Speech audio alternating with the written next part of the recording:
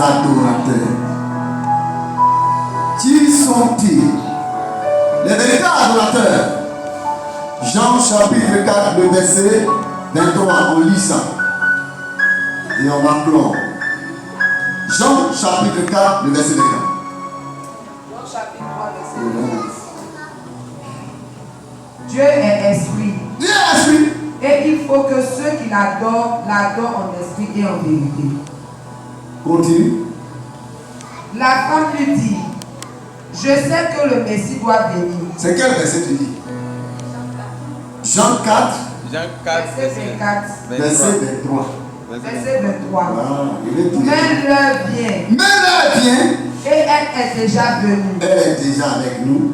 Où les vrais adorateurs. Où les vrais adorateurs adoreront le Père en esprit et en vérité. Qui est le véritable adorateur? C'est celui-là qui adore Dieu par son esprit, pas dans le sang ni dans la chair. C'est celui-là qui a faim. Et un homme riche, une femme riche. Riche, c'est trop dit. Des classes moyennes, tu peux lui donner 100 000, tu peux lui donner 200 000, 500 000, ou bien 50 000. Il se dit, si je lui dis des bonnes paroles, elle sera contente.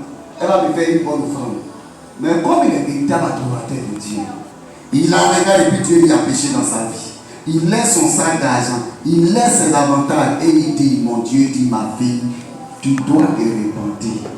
Ça, il a parlé par l'esprit et c'est la vérité. Tous les véritables adorateurs sont ceux qui adorent Dieu en esprit et en vérité. C'est-à-dire que ce que l'esprit leur donne, c'est cela qu'il donne. Ce qui vient de Dieu, c'est la vérité.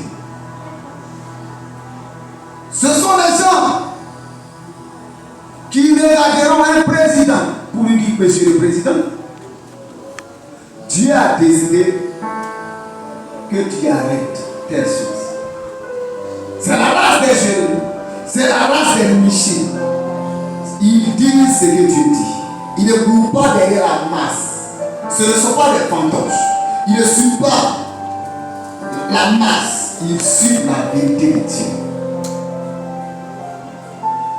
Qui sont les véritables adorateurs de Dieu? Ce sont les fils du royaume qui sont assidus, qui sont ponctuels au culte, toujours présents.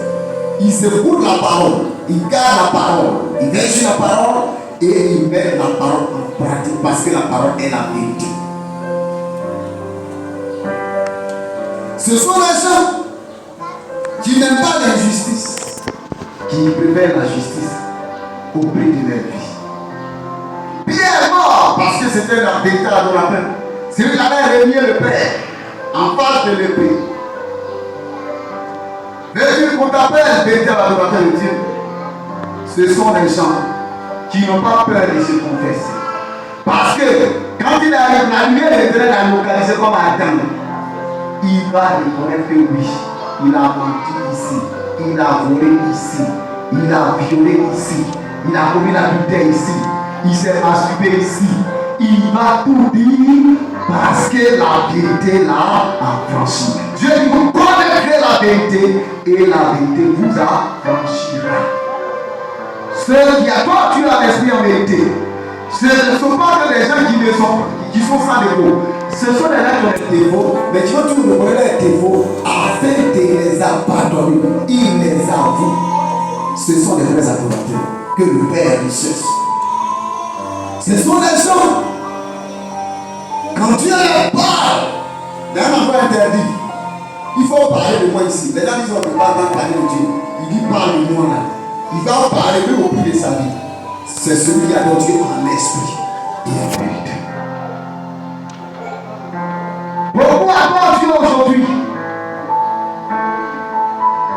Ceux qui adorent Dieu en esprit désirent la présence de Dieu. Ceux qui adorent Dieu en esprit sont à l'écoute de la parole de Dieu. Sont ceux à qui Dieu dit, prends un moment de chair, quelque chose dit c'est 40 jours. Pourtant c'est temps de vache grasse.